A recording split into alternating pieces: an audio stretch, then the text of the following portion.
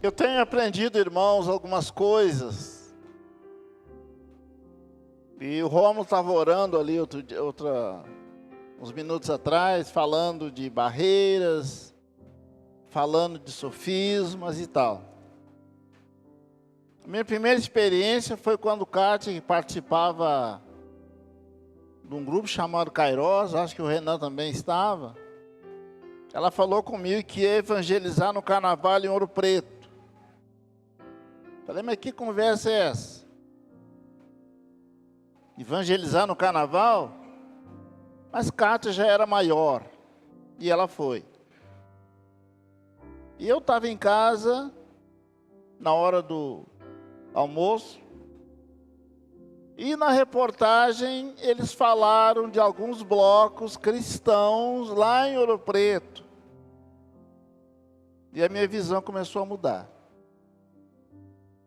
Negócio de teatro, irmãos, não curtia muito. Depois eu conheci o Will, esquisito desse jeito. Falei.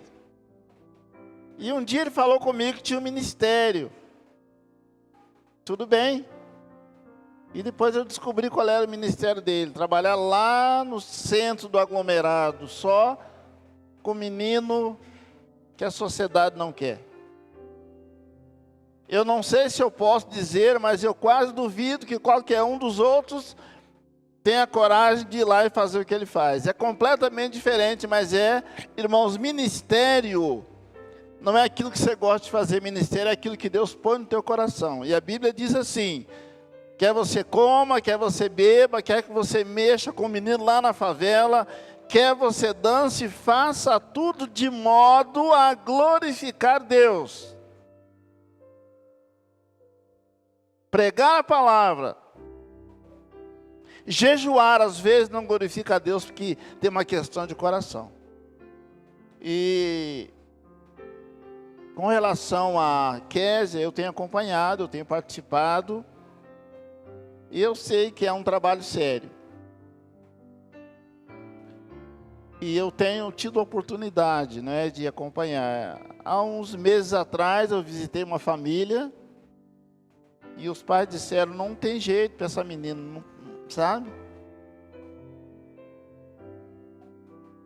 E a gente abriu espaço aqui para ajudá-la. Então gostaria que vocês orassem. E pensa no ministério que Deus te deu. Ele é tão importante quanto o ministério que Ele deu para os outros. E eu quero hoje à noite falar. As crianças podem sair agora, tá?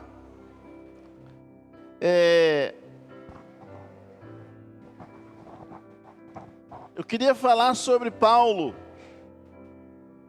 Na sexta-feira, na casa do Guilherme, nós falamos um pouquinho sobre um cristão bem-sucedido. E eu não sei como é que você se define como cristão nesta área. Se você é alguém frustrado, se você é alguém meio termo. Mas Jesus foi um homem de sucesso. Jesus enfrentou todo tipo de dificuldade que um homem poderia enfrentar, e ele superou todos eles. E a palavra de Deus, que é a verbalização do próprio Cristo, o verbo se fez carne, a palavra escrita nós encontramos orientações de como fazer para ser alguém bem-sucedido. A Bíblia não fala, a Bíblia não ensina como você faz para ser cabeça, viu? Cabeça só tem um, é Jesus. O resto tudo é membros. Ou o resto todos são membros. E todos podem ter uma vida cristã plenamente satisfatória. Eu queria falar um pouquinho hoje à noite. Quero pedir que você abra sua Bíblia comigo em Atos capítulo 9. Eu prometo que eu vou ser breve. Atos capítulo 9. Eu passo a ler a partir do verso 1, Atos capítulo 9, João Paulo, bom te ver aqui hoje, Deus te abençoe. Atos capítulo 9. Eu passo a ler a partir do verso 1 e na tradução que eu tenho, versa assim: Saulo, respirando ainda ameaças e morte contra os discípulos do Senhor, dirigiu-se ao sumo sacerdote e lhe pediu cartas para a sinagoga de Damasco, a fim de que, caso achasse alguns que eram do caminho, assim homens como mulheres, os levasse presos para Jerusalém. Indo ele estrada fora, ao aproximar-se de Damasco, subitamente uma luz do céu brilhou ao seu redor. E caindo por terra, ouviu uma voz que lhe dizia: Saulo, Saulo, por que me persegues? Ele respondeu: Quem és tu, Senhor? E a resposta foi: Eu sou Jesus, a quem tu persegue. Mas levanta-te e entra na cidade, onde te dirão o que te convém fazer. Seus companheiros de viagem pararam emudecidos, ouvindo a voz, não vendo contudo ninguém. Então se levantou Saulo da terra, e abrindo os olhos, nada podia ver. E guiado pela mão, entraram, ou levaram-no para Damasco. E esteve 3 dias sem ver, durante os quais nada comeu, nem bebeu. Até aqui. Então, irmãos, esse texto fala sobre a experiência de conversão de um homem chamado Saulo, que perseguia Jesus, achando que estava agradando a Deus. Preste atenção. Quando aquela luz brilhou, Paulo caiu por terra.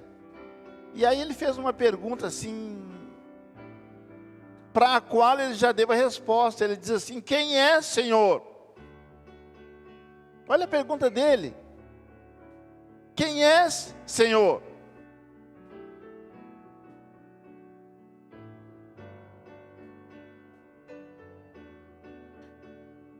E a resposta foi assim: Eu sou Jesus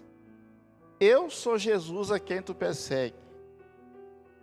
Mas Paulo não tinha problema com Jesus, tinha? Mas Paulo perseguia os que eram do caminho. Eu quero dizer a você, irmão, que quando você experimenta a conversão, você passa a fazer parte de uma família especial.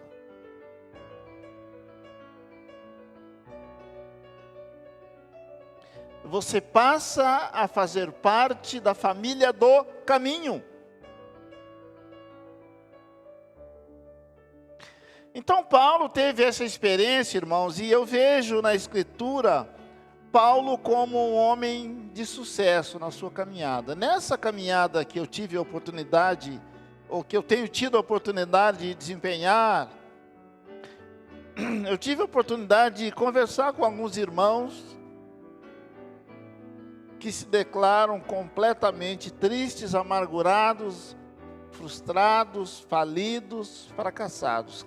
Crentes falando isso. Irmãos cuja empresa não deu certo, irmãos que foram à falência. Mas eu conheço outros também que louvam o Senhor pelo sucesso que tem na sua empreitada. Então, quando se olha para Jesus e a gente vê a trajetória dele, e a gente vê o preço que ele pagou para chegar à cruz, a gente pode dizer que ele foi um homem bem-sucedido.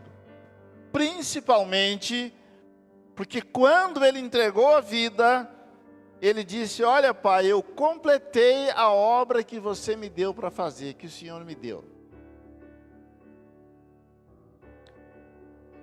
E eu queria hoje de noite, irmãos, tocar em alguns pontos aqui importantes para você que é convertido.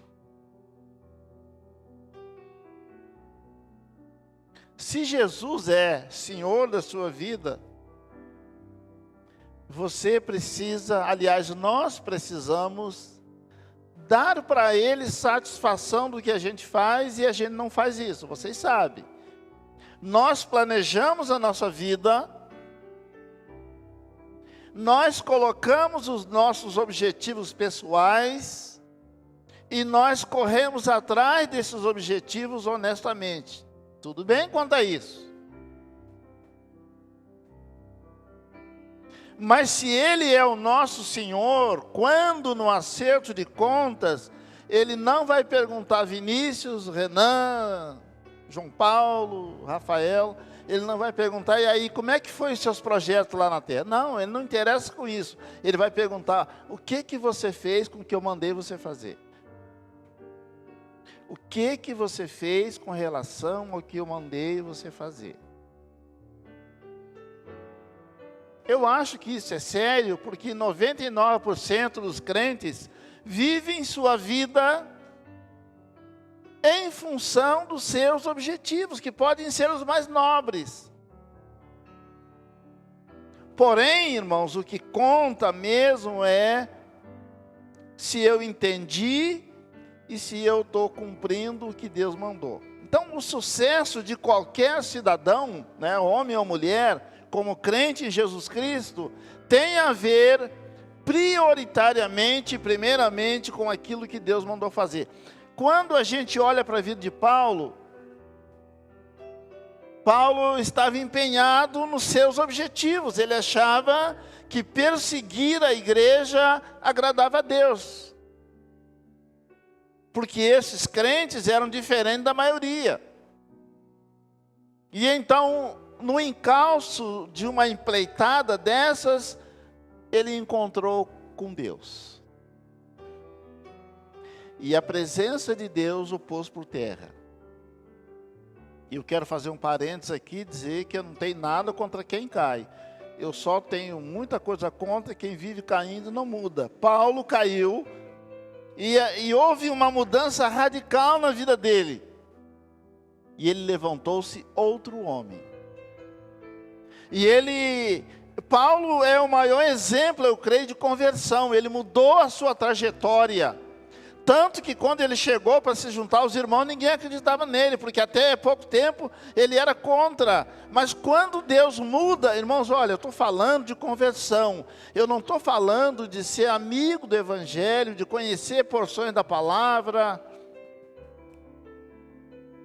Hoje eu vi numa rede social um cantor famoso. Ele estava falando, né, de muitos evangélicos e tal, e ele falou, eu quero gravar um disco, um CD, um DVD, sei lá, não é evangélico, mas eu quero colocar uma música, que eu cantava muito. Irmãos, cantar músicas evangélicas, recitar a Bíblia, ir para a igreja não resolve nada, a menos que eu tenha passado pela experiência de Paulo. Eu não preciso cair, e eu nem preciso ir para Damasco, e nem perseguir ninguém, mas tem que acontecer algo dentro de mim, capaz de mudar o curso da minha vida e a minha maneira de pensar, de falar, de agir. Eu preciso, a partir dessa experiência com Deus, estabelecer novos princípios e padrões. Foi assim com Paulo.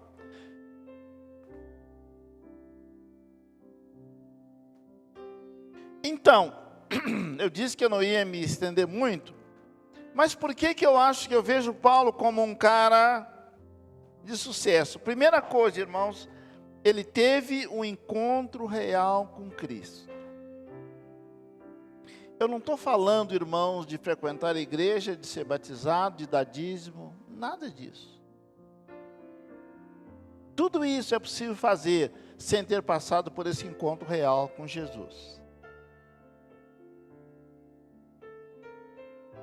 Na verdade, quando a gente continua andando na mesma direção natural, é porque não houve essa mudança. Porque quando há uma mudança aqui dentro, irmãos, ela vai eu vou usar a palavra afetar positivamente a minha mente, eu vou passar a pensar diferente. E quando eu começo a pensar diferente, eu não consigo agir do mesmo jeito. Conversão obrigatoriamente envolve mudança de mente, mudança de conduta. O homem natural, diz a Bíblia, ele não entende certas coisas da palavra, porque ele pensa naturalmente, e ele se programa, e ele se planeja, e ele se comporta naturalmente. E a palavra de Deus diz que isso não aceita as coisas de Deus. O Evangelho propõe conversão, mudança radical de alvos, de objetivos, de direção. Paulo viveu isso. E Deus disse naquele período em que Ananias estava questionando, porque Ananias foi um instrumento que Deus usou para orar para o Paulo. Ele diz, mas esse homem ainda ontem, sabe, nós gostamos de avaliar as pessoas por aquilo que elas eram. E Deus disse, olha, esse homem é um vaso escolhido, e esta verdade se aplica a cada pessoa convertida. É um vaso escolhido para levar o meu nome. Claro que Deus não vai dar para você, talvez, não o mesmo trabalho que deu para Paulo, mas Ele vai dar um trabalho. E eu vou mostrar para esse sujeito é por minha conta, o quanto importa sofrer por causa do meu nome. Irmão, sucesso não isenta-nos do sofrimento. E eu quero perguntar agora, você por acaso sabe o que Deus mandou você fazer? Qual foi a tarefa que Ele pôs na sua mão para fazer? Pode ser aquilo que você gosta, mas pode ser que não. Paulo não escolheu sofrer. Mas o que Deus mandou ele fazer incluía o sofrimento. Jesus estava na glória. Mas o que Deus deu para ele fazer incluía sofrimento e morrer na cruz. Então, irmãos, o sucesso começa com a consciência de que Deus tem um projeto para mim. Estou falando para cristãos agora. Paulo, ele teve um encontro com Deus e ele entendeu que Deus tinha um projeto para ele. E esse projeto de Deus para Paulo tinha a ver com levar o nome dele. E Paulo foi para Roma, e Paulo foi para cá, e foi para lá, e foi preso, e foi acorrentado. Mas ele estava cumprindo o que Deus deu para ele fazer.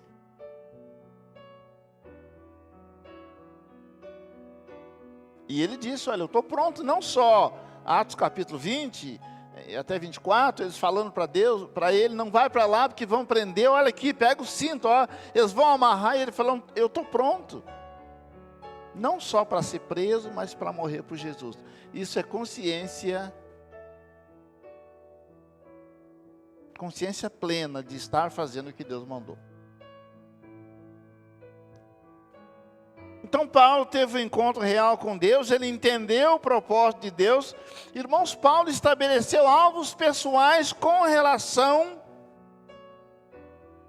a esse projeto. Eu queria pedir para alguém ler para mim Filipenses 3, 7 a 10. Rapidamente, aí bem alto por favor, Filipenses 3, 7 a 10. Paulo está dizendo, olha, quando eu entendi o meu chamado, eu abri mão de tudo aquilo que para mim era lucro, e eu considero isso como refúgio por causa da sublimidade do conhecimento. Eu quero conhecer Jesus, eu quero saber quem é esse que me resgatou e que me comissionou. Então Paulo estabeleceu alvos pessoais que o ajudassem a cumprir com dignidade o projeto de Deus para ele. Então, ele teve um encontro com Deus, ele entendeu o projeto, ele desenvolveu objetivos pessoais que o ajudassem a alcançar esse projeto. E Paulo não desistiu. Em Filipenses ele diz, olha, eu me esqueço do que passou e eu prossigo para o alvo. Deus tem um alvo para cada um de nós alcançar. E no final das contas é isso que vai contar. Ele vai perguntar: e aí, o que você fez? Ah, Senhor, eu não sabia. Deus inventou a igreja. E Deus tem preservado algumas igrejas fiéis à pregação da palavra. O Rômulo, na sua oração, falava sobre obreiros, missionários, pastores sérios, que pregassem a palavra, sabe, para que ninguém tivesse desculpa, eu nunca ouvi. O projeto de Deus para a minha vida é pessoal e é intransferível. Eu posso ter ajuda material, financeira, eu posso ter oração, mas o projeto é meu e a responsabilidade é minha. Então, irmãos, é importante que a gente pense um pouquinho sobre isso. Mas eu queria terminar dizendo que Paulo teve um encontro real, conversão genuína, que implicou em mudança de posição, de caminho, maneira de pensar, seus valores. Paulo entendeu que ele tinha que cumprir esse projeto, ainda que com sofrimento. Paulo desenvolveu alvos pessoais que o ajudassem nisso. Paulo não desistiu e Paulo cumpriu esse projeto de Deus. É por causa disso que no capítulo 4 da sua segunda carta a Timóteo, ele diz assim: quanto a mim, eu já estou sendo oferecido por libação, por sacrifício. O tempo da minha partida está próximo. Mas, disse ele, combati o bom combate. Isso fala de luta. E ele diz: olha, eu não fugi. Eu enfrentei os desafios que eu encontrei no caminho, que me separavam do meu objetivo. Combati o bom combate. Lutei bravamente. O que Deus tem para você fazer pode incluir necessidade de muita luta. Então não desista. A palavra de Deus diz assim em Provérbios: se te mostrares fraco no dia da angústia, a tua força é pequena. E você sabe disso. Quanto mais a gente desanima, mais a dificuldade aumenta. E aí houve um momento na vida de Jesus, no Getsemane, quando ele diz: olha, eu estou profundamente triste, estou quase morrendo de tristeza. A tristeza faz isso com a gente. Ele procurou ajuda. Ele falou: olha, eu preciso que vocês fiquem aqui comigo. E é interessante que os amigos foram, mas não vigiaram com ele. Mas ele não desistiu porque estava sozinho.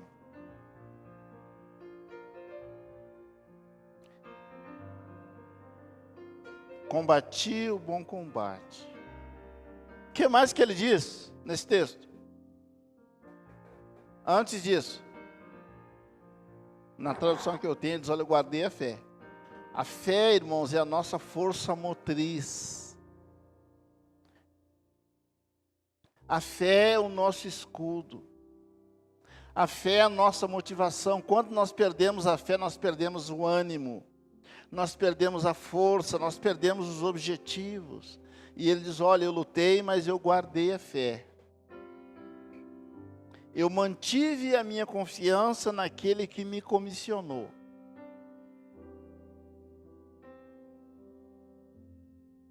Parece jargão, mas não é. A luta que a gente vai enfrentar, irmão, não vai ser para sempre. A dificuldade que a gente enfrenta, ela é temporária. Jesus enfrentou dificuldades temporárias também. E aí Paulo diz assim: olha, eu acabei a carreira. Eu cumpri o que Deus me deu. Mas só pode cumprir o que Deus dá quem entende o que é que Deus tem para ele fazer.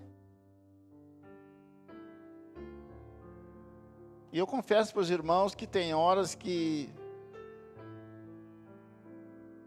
Às vezes eu estou conversando com alguns irmãos aí que estão na fila, né, para abraçar o ministério mais efetivo, vamos dizer assim. E eu me lembro quando a gente estava lá no seminário ainda, quando enfrentava uma dificuldade, o diretor perguntava assim: você ainda quer servir a Deus? Servir a Deus é um privilégio enorme. Mas o preço é do tamanho da nobreza. Deus não faz promoção. Deus não faz liquidação. Deus nivela por cima, mas Ele dá recurso. Entretanto, eu preciso arregaçar as mangas e ir para a briga. O que é que Deus colocou na sua mão para você fazer?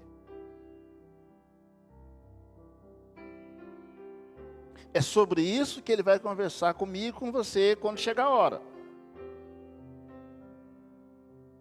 Eu não estou pregando contra projetos pessoais. Eu estou pregando sobre entender o projeto de Deus para a sua vida e para a minha também. E por graça, por misericórdia de Deus, eu entendi isso muito cedo.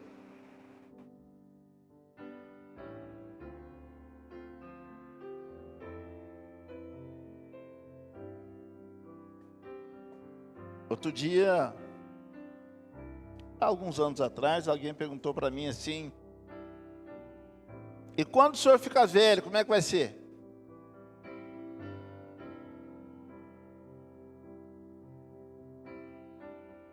Eu tive que dizer: eu não sei. E nem estou dizendo que você tem que fazer o que eu fiz. Eu estou dizendo que eu fiz o que eu entendi que era para fazer. E se tiver preço, eu tenho que pagar. E quem estiver perto de mim vai pagar também. Estou falando da minha família. Mas quando Deus chama, Ele cuida. E Ele honra. Então, irmãos, se você já fez uma decisão por Jesus, se você já se converteu de verdade, eu nem sei se tem conversão de mentira. Mas às vezes a gente se engana. Você precisa entender: Senhor, é isso que o Senhor tem para mim fazer?